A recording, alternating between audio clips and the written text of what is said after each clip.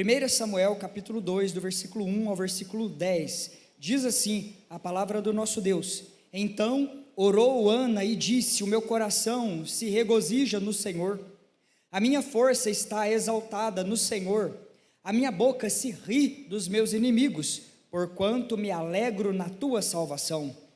Não há santo como o Senhor, porque não há outro além de ti, e rocha não há nenhuma como o nosso Deus. Não multipliqueis palavras de orgulho, nem saiam coisas arrogantes da vossa boca, porque o Senhor é o Deus da sabedoria, e pesa todos os feitos na balança. Arco dos fortes é quebrado, porém os débeis cingidos de força. Os que antes eram fartos, hoje se alugam por pão, mas os que andavam famintos não sofrem mais fome. Até a estéril tem 7 filhos, e a que tinha muitos filhos perde o vigor. O Senhor é o que tira a vida e dá, faz descer a sepultura e faz subir. O Senhor empobrece e enriquece, abaixa e também exalta. Levanta o pobre do pó, e desde o monturo exalta o necessitado, para o fazer assentar entre os príncipes, para o fazer herdar o trono de glória, porque do Senhor são as colunas da terra, se assentou sobre elas o mundo, e guarda os pés do seu santo. Porém os perversos emudecem nas trevas da morte, porque o homem não prevalece pela força. Os que contendem com o Senhor são quebrantados, do céu troveja contra eles. O Senhor julga as extremidades da terra, dá força ao seu rei, e exalta o poder do seu ungido. Amém? Glória a Deus. Vou ler mais um texto para você, e esse você não precisa abrir, eu vou ler para você, que está lá em Marcos capítulo 4, do versículo 26 até o 29, e eu vou ler na versão da Bíblia a mensagem. Diz assim: O reino de Deus é como sementes lançadas num campo por um homem. Ele vai dormir e se esquece do que fez. A semente brota e cresce, mas ele nem imagina como isso ocorre. A terra dá conta de tudo sem a ajuda dele. Primeiro o caule, depois a espiga, por fim o grão. E quando o grão está maduro, ele o colhe. É o tempo da colheita. Amém, queridos? Glória a Deus. Queridos, o tempo da colheita, na época, nos tempos bíblicos, ele era um tempo de muita alegria. As pessoas celebravam o momento de colher a sua safra. As pessoas comemoravam com grande festa. Aliás, algumas das festas bíblicas, elas estão justamente alinhadas com o período da colheita, na época das terras, dos tempos bíblicos. E nós entendemos isso muito bem, porque aqui na nossa região também temos muitos costumes. Por exemplo, geralmente em determinada época do ano é colhido o milho, então as famílias se ajuntam, pelo menos isso era um grande costume há uns tempos atrás, quando as pessoas se uniam para fazer as pamonhas ali, e era uma grande festividade, em que reunia às vezes o clã todo, reunia toda a família, reunia todas as pessoas da casa, a vizinhança até, e isso era feito com grande celebração, com grande festa. E quero dizer a vocês, queridos, que entre o plantio e a colheita, entre o momento da semeadura, de colocar a semente no seio da terra, e até nós virmos colhendo, passando ali, passando a colheitadeira, para então receber o fruto da nossa semeadura, existe algo, e é sobre esse algo que eu quero falar com vocês nessa noite, que são os processos que se desenrolam. Desde que você deixa a semente dentro do seio da terra e cobre, e você esquece daquela semente, existe um processo, muitas das vezes, oculto, não está visível nos nossos olhos, que está acontecendo ali debaixo da terra. E é sobre isso que eu quero conversar com você. Porque, queridos, muitas das coisas relacionadas à semeadura é da nossa responsabilidade, são coisas que estão ao nosso alcance, são coisas que estão nas nossas mãos, podemos dizer assim. Mas existem outros fatores que nós não podemos controlar. Eu quero que você venha grifar na sua mente esta palavra controle. Existem situações da vida que nós não podemos controlar, que estão além do nosso alcance. Por exemplo, escolher qual semente nós vamos plantar, isso está na nossa responsabilidade. Isso está no nosso alcance. Isso está na nossa alçada. cabe a nós selecionar bem a semente que nós iremos plantar. Cabe a nós a escolha da semente.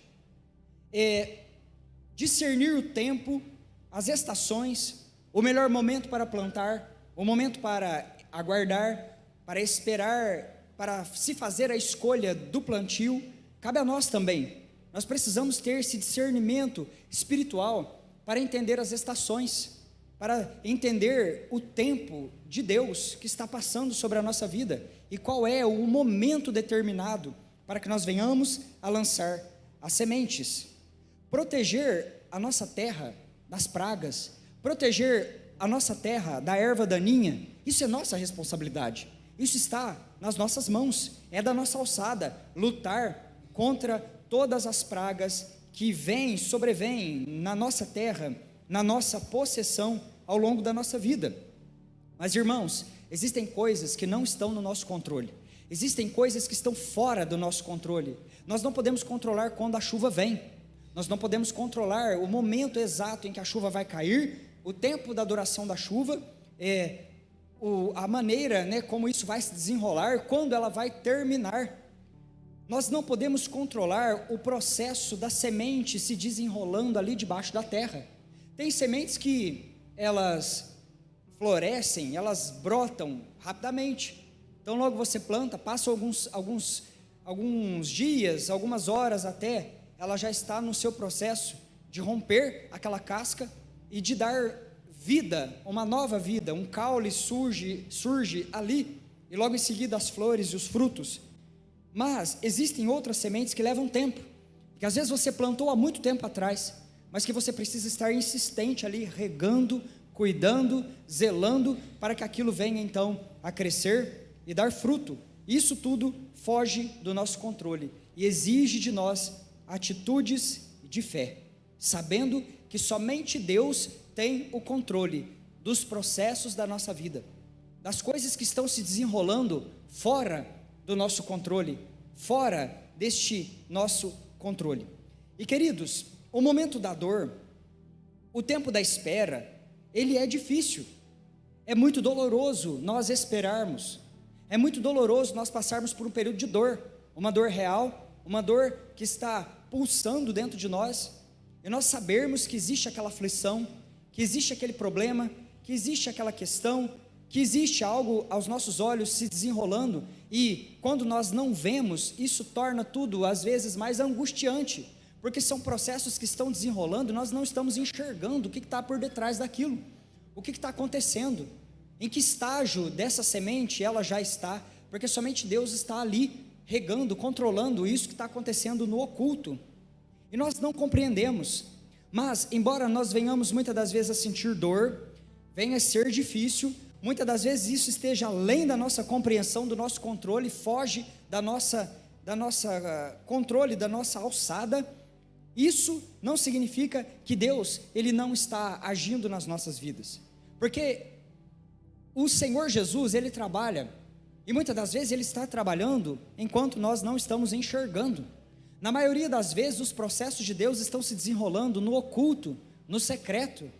Eclesiastes, capítulo 11, versículo 5, diz assim: assim como você não conhece o caminho do vento, nem como o corpo é formado no ventre de uma mulher, também não pode compreender as obras de Deus, o Criador de todas as coisas. Queridos, assim como nós não compreendemos, nós não podemos conhecer, esquadrinhar, rastrear o caminho do vento, porque ele sopra de um lado para o outro, para onde ele quer, para onde assim o Senhor Deus o envia. Nós não podemos mapear o caminho do vento. Também para nós, a maneira como o sopro de vida, ele entra ali dentro do ventre de uma mulher, e da maneira como todas os processos misteriosos se desenrolam ali, isso para nós também é um grande mistério. Embora hoje a medicina moderna tenha desvendado muitas coisas, existem coisas que para os cientistas ainda são mistério, até mesmo naquilo que diz respeito à vida que está sendo formada dentro de um ventre de uma mãe. E assim como nós não conhecemos, e a raiz aqui da palavra conhecer é a raiz da palavra iada, que diz algo que nós não estamos percebendo. algo que está imperceptível a nós, algo que você olha e você não consegue captar, você não consegue perceber. Deus está, queridos, criando vida em cenários de esterilidade, ainda que nós não venhamos a perceber, ainda que esteja desapercebido de nós. Deus está criando vida. A semente está germinando, a semente está rompendo a casca, saindo de um estágio primitivo para avançar, para nivelar para cima, para ir para um estágio avançado na presença do Senhor, no rumo ao cumprimento de promessas na nossa vida, de colheitas que vão trazer alegria, abundância e fartura na nossa vida. Assim, queridos, Deus está desenrolando nos mistérios celestiais. Deus está se desenrolando, escrevendo a história, muitas das vezes por caminhos que não são perceptíveis aos olhos do ser humano. Uma semente, ela é plantada, muitas das vezes regada com lágrimas, mas no oculto, no desenrolar destes processos, a vida surge, a vida acontece, trazendo para nós abundante colheita. Querido, você não percebe, mas Deus está agindo. Você não percebe, mas Deus está agindo. Você pode dar essa boa notícia para o seu irmão, como alguém cheio de fé, e que acredita no que está dizendo. Diga para ele: você não percebe, mas Deus está agindo a seu favor. Aleluias, glória a Deus. Tempo de colheita é tempo de cantar. A Bíblia diz isso, é o tempo de cantar, ele chegou sobre nós. O tempo de cantar chegou sobre nós. E o texto que nós lemos hoje, aqui, é um texto que é uma música, uma poesia, um cântico que foi louvado, que foi composto por Ana, esta mulher cheia da benevolência do Senhor. Aliás, o nome dela significa graça, agraciada, mulher cheia da benevolência do Altíssimo. Esta Ana aqui é a Ana do Antigo Testamento, a esposa de Eucana. Vou passar rapidamente pelo contexto para que você venha entender e se situar na história de Ana. O contexto desta mulher era um contexto de esterilidade. Havia ali uma família de levitas, Eucana, que era levita da família de Coate, e esse homem, ele tinha essa esposa, Ana. No entanto, ele tinha também uma segunda esposa chamada Penina, e Penina, ela era cheia de filhos, ela tinha muitos filhos, mas Ana, a amada, a esposa amada do Eucana, ela era estéril, ela não poderia gerar. E nesta situação aqui, entenda uma coisa, igreja amada, igreja agraciada, igreja que recebe da parte do Pai hoje a melhor porção. Entenda que esta mulher, nesse cenário de esterilidade, ela estava num cenário não somente de escassez, onde ela não poderia gerar filhos, mas ela também estava num cenário onde ela não poderia ter um legado espiritual, porque o sobrenome de Eucana, junto com Ana, terminava ali. Se Eucana não tinha filhos com a sua esposa, o sobrenome da família terminava ali naquele momento. Talvez seja isso que o tenha motivado de ir então e se casar com a Penina, uma segunda esposa. Isso era permitido para os costumes daquela época. Mas o fato é que esta mulher, dentro dessa história de esterilidade, a vida dela estava estéril, o ventre dela estava seco como um deserto. Essa mulher olhava para a vida dela e via um cenário de escassez, olhava para a situação e não via solução aos olhos humanos. Não havia nenhum tratamento médico para aquela época que pudesse então socorrer a necessidade desta mulher. E aliás, adiante você vai entender o porquê disso tudo. Não havia nada natural, não havia nada na esfera do humano, não havia nada nessa terra que pudesse socorrer, remediar a situação. Olhando para a vida de Ana, é algo que compete às mãos de um Deus todo-poderoso e um Senhor do impossível, porque não tinha nada nessa terra que poderia socorrer aquela mulher. Além do mais, como se não bastasse o fato dela ser estéril, o fato dela necessitar de um milagre, porque a vida estava toda bagunçada. Olhando para ela, não havia chance nenhuma de continuidade, de legado, de escrever uma história logo ali adiante.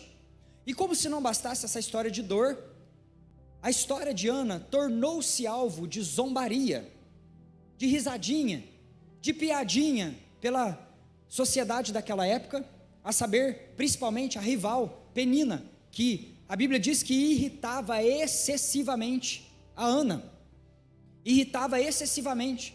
Então nós temos uma mulher, uma pessoa numa história de escassez, de esterilidade, que não tem legado, que não tem nenhum futuro. Ana não tem futuro, a história de Ana não tem futuro, e além de tudo, uma história sem futuro, e uma história alvo de piadas da sociedade. Todo mundo olhava para essa mulher e imaginava a situação dela. Olha, talvez você não saiba, mas havia uma expectativa muito grande em Israel: quem vai ser a mãe do Messias? Toda mulher daquela época desejava ser a mãe de Jesus, por causa das profecias. Então elas tinham uma expectativa muito grande, uma expectativa messiânica.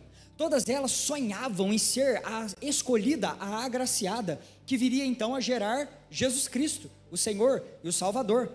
Entenda uma coisa, que para Ana isso era uma tristeza profunda. Se ela era estéril, para ela, além dela não ter filho, não ter legado, ser alvo da zombaria da época, para ela não havia chance nenhuma de fazer parte da família de Jesus, de ser a mãe do Salvador, ou de ter qualquer parentesco na linhagem do Senhor. Ah, queridos, mas existe algo maravilhoso, porque aqui no texto, antes um pouquinho, no capítulo 1, ali de 1 Samuel, diz a palavra do Senhor, que Deus se lembrou de Ana. E olha, o Senhor Jesus hoje, Ele está posicionado no seu trono, porque Ele se lembrou de você que veio aqui nessa noite. Amém, queridos? Glória a Deus. Nós temos estudado ao longo dessa série de ministrações, elas estão disponíveis no nosso canal, você pode assistir todas elas, que Deus não se esquece, não é como o homem, não é como a mulher que tem esquecimento, que tem a memória muitas das vezes falha. Deus é poderoso, Ele é onisciente, onipresente, onipotente, o Senhor, que escreve a história, o alfa, o ômega. E esta palavra, lembrou-se Deus, quando ela é traduzida ao pé da letra, ela está querendo dizer para nós, que Deus pensou a respeito dos seus filhos, com a intenção de se mover a favor da sua igreja.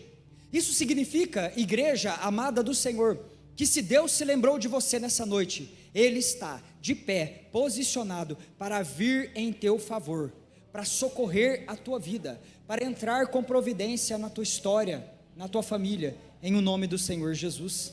Amém, queridos? Aleluias. Esse era o contexto dessa mulher. Mas aqui, eu quero dizer a você, a respeito desse plantio, desta semente. Nós não estamos falando de semente financeira, nós não estamos falando de semente de dízimo e de oferta, mas estamos falando de uma família, Ana e seu esposo, que estão subindo para o templo. Eles estão subindo para plantar ali uma semente de fé, uma semente de oração, uma semeadura de oração persistente, o clamor de uma alma angustiada, porque Ana, ela pega toda a sua história, ela pega todas as suas feridas, e ela sobe para Jerusalém, para levar as suas feridas para aquele que tem as respostas, para aquele que tem a cura, para aquele que pode dar todas as respostas que ela necessita. E a Bíblia diz que essa mulher chegou no templo, ali na tenda do encontro, lá em Siló, e ela derramava a sua alma em choro, em pranto, dizendo: Senhor, essa é a minha situação, uma situação de esterilidade, uma situação de impossibilidade. Para mim, Senhor Jesus, não tem mais jeito nessa terra, a minha história já virou piada nessa sociedade, é o fim da minha vida. E esta mulher, ela estava tão quebrantada de alma, que ela não conseguia nem verbalizar as palavras, não havia força na garganta, nas cordas vocais, para que ela viesse então a falar, não havia força para que ela viesse a verbalizar, a contar. Ela apenas murmurava, ela apenas orava e chorava da sua grande angústia. Entenda uma coisa, que nada nessa terra poderia saciar a fome daquela mulher. Marido não podia fechar aquela ferida, por mais que ela fosse amada. A Bíblia diz que Ana, ela era muito amada, ela recebia da parte do marido as melhores porções, e ela chorava angustiada, mesmo sabendo que ela era muito amada. Entenda outra coisa também, que a família, o natural, não pôde satisfazer aquele coração, não pôde curar aquela ferida. Ela necessitava de uma intervenção poderosa da parte de um Deus das causas impossíveis, Outra coisa, a religião, a crença, não pôde também fechar a ferida desta mulher. Ela foi até aquele lugar do encontro. Enquanto ela estava ali murmurando, chorando na presença do Senhor, o sacerdote Eli, ele não compreendeu a religião, a figura da religião daquela época não entendeu o clamor daquela mulher angustiada, porque enquanto ela estava ali chorando, murmurando, ele chega para ela e diz: mulher, como você tem coragem de entrar na casa do Senhor embriagada, bêbada? Aparta da tua vida essa bebida. E ela então olha para aquele que era a representação da religião e diz para ela: Senhor, a tua serva não está bêbada, mas das muitas angústias, das tristezas da alma, eu tenho me servido, eu tenho bebido fel de tristeza todos os dias da minha vida, e esse é o meu pranto na presença do Senhor. Entenda isso, que ela não encontrou solução na terra, ela não encontrou solução na família, ela não encontrou solução na religião. Ela precisava da intervenção daquele que é acima de toda e qualquer crença nessa terra, o Senhor, o nosso Deus, o Senhor, o nosso Pai, aquele que tem poder para fechar as nossas feridas. Olha, queridos, o tempo do processo, ele nos leva a uma dependência de fé. Dependência de fé. Hebreus capítulo 11, versículo 1 fala a respeito dessa fé, essa dependência que nós precisamos. Entenda uma coisa, o versículo 5 diz que Deus é quem tinha fechado o ventre da Ana. Então ela não estava doente por alguma causa qualquer, o próprio Deus tinha feito isso. Ele tinha selado, fechado o ventre dessa mulher para que ela não tivesse filhos. Sabe por quê, queridos? Existem coisas que Deus vai tirar das nossas mãos, coisas que na nossa visão, coisas que estão no nosso controle e que são projetos limitados. Deus deseja nivelar os teus projetos de vida para cima, entenda isso nessa noite. Deus tem sonhos e projetos maiores e melhores para a tua vida. Enquanto Ana queria apenas um filho, Deus queria um profeta para si. Enquanto Ana orava e buscava por um filho, Deus queria, através de Ana, dar para aquela família um homem, um profeta, que selaria o tempo dos juízes, abriria a era dos reis, ungiria reis para aquele tempo e que caminharia como um grande homem de Deus nessa terra. Então o projeto nosso, queridos, às vezes ele é um projeto pequeno, as coisas às quais nós estamos apegados, insistindo, segurando, quando Deus quer levar, quando Deus quer tirar, muitas das vezes nós vamos nos apegando, mas queridos, Deus está chamando você para nivelar para cima hoje, em o nome do Senhor Jesus, porque enquanto você está orando, chorando, derramando o teu pranto por conta de um filho, Deus deseja da tua mesa tirar salvação para essa Alfenas inteira. Deus deseja derramar respostas para essa nação. Deus deseja te dar projetos ungidos, prósperos, para que você venha então ser levantado com honra, dupla honra nessa terra, para a glória do nome do Senhor Jesus, o nosso Deus. Aleluias. Entenda isso. Aqui nesse momento, Ana ouve a palavra, e quando ela ouve a palavra, a fé, ela é ativada. Então, uma vez que a fé, ela é ativada dentro daquele coração, agora acontece o milagre. O milagre, ele materializa. O que significa? Essa palavra tão difícil. O milagre aparece, o milagre surge, o milagre toma forma diante dos olhos desta mulher. Nós entendemos que a fé vem pelo ouvir a palavra de Deus, e esta mulher deu ouvidos à voz de Deus, e foi isso que ativou a fé de Ana, e o impacto, queridos, foi imediato, foi na hora.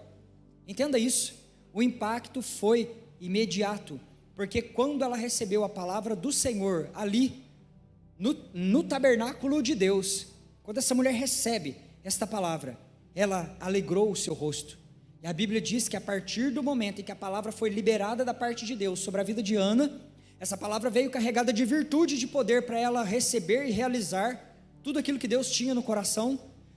Essa palavra veio cheia das ferramentas necessárias para essa mulher se levantar, se encher de unção para caminhar a jornada que Deus tinha colocado para ela, que Deus tinha proposto, e ela não estava mais triste. O semblante de Ana foi renovado. O semblante de Ana renovou. Ela estava alegre, ela comeu. Agora, ela começou a comer.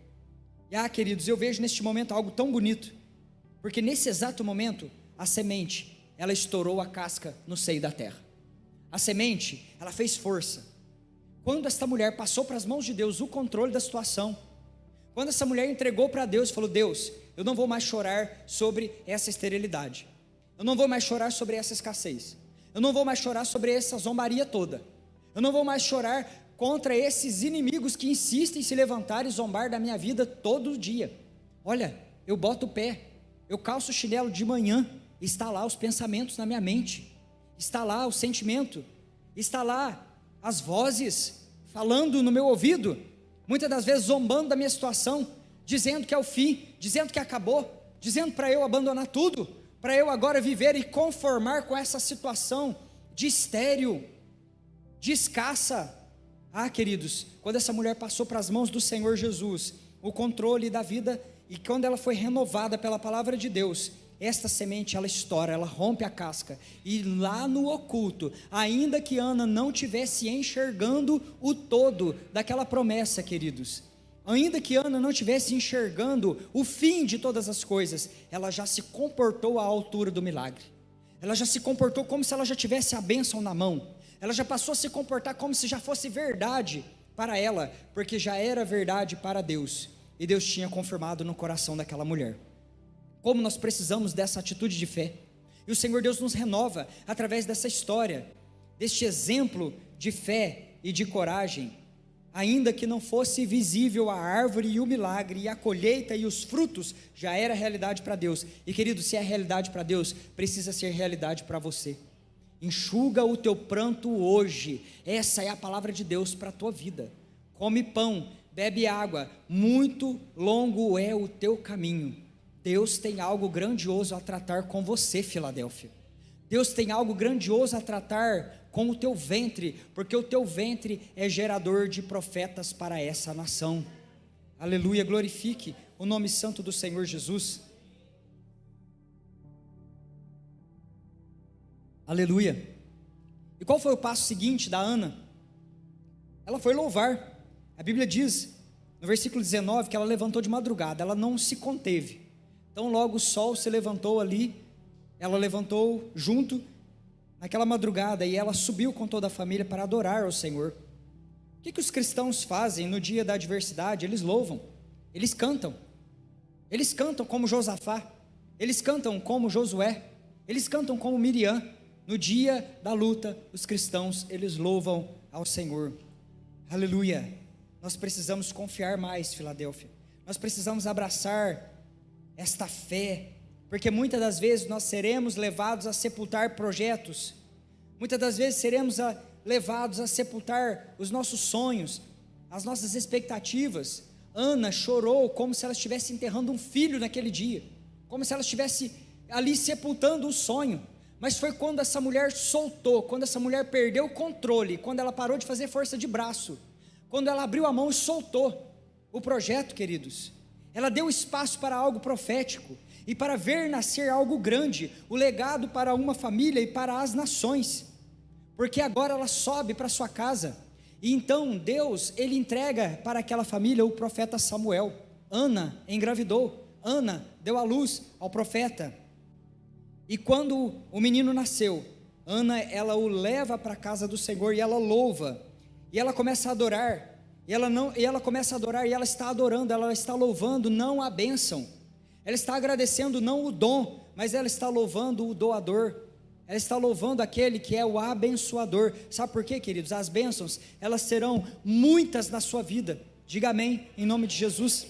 Amém, queridos? As bênçãos, elas serão muitas na sua vida, mas tire os olhos dessas bênçãos, porque elas não são únicas, elas são várias, e coloque os teus olhos no Senhor Jeová, porque Ele sim é único, Ele sim é singular. Só existe um Deus a qual a nossa alma clama, e é o Senhor que se assenta sobre o trono.